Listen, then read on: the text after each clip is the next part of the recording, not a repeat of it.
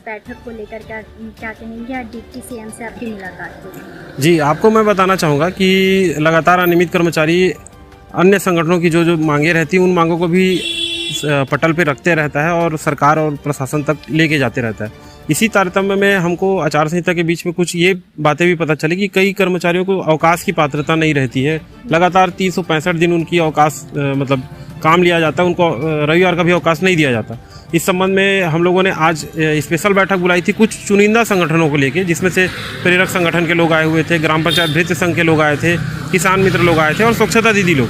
लेकिन इन सब लोगों की बैठक लेने के बाद एक कॉमन एजेंडा हमको ये समझ में आया कि इन संगठनों में प्रेरक संगठन तो खैर उनकी छटनी की समस्या है कि उनकी बहाली कैसे हो, इसके लिए तो उनके लिए भी एक प्रस्ताव हम लोगों ने तैयार किया है और विजय शर्मा जी के माध्यम से उस प्रस्ताव को शासन तक भिजवाएंगे। और सरकार तुम्हारे द्वार योजना जब भी लागू हो तो प्रेरकों को प्राथमिकता से लेते हुए उन्हें रोजगार उनको उपलब्ध किया जाए।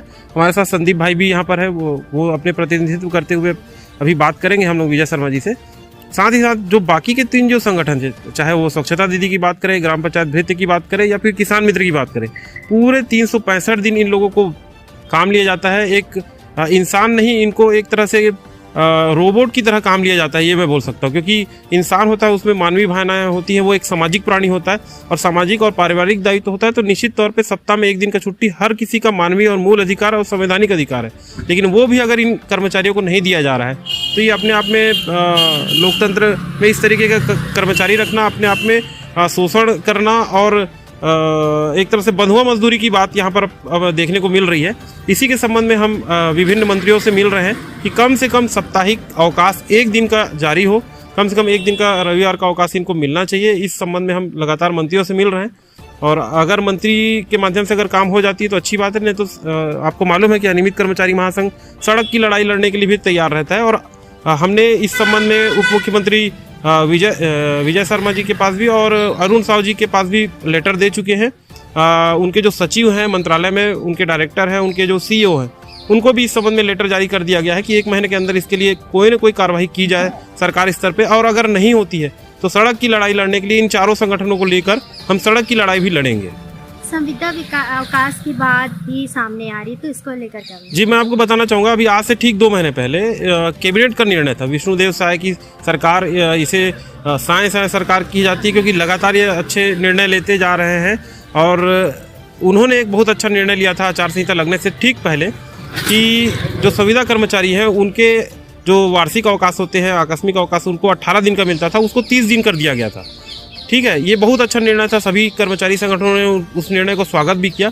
लेकिन मुझे लगता है कि कैबिनेट का जो निर्णय था, उस निर्णय के बाद एक आदेश अभी 2 दिन पहले निकला है, सामान्य प्रशासन विभाग से जो एक आदेश निकला है, वहाँ के एक अधिकारी जो है बंसल साहब, उन्होंने जो पत्र निकाला है उसमें वो जो 30 दिन का निर्णय लिया गया था उसको वापस से 18 दिन कर दिया गया।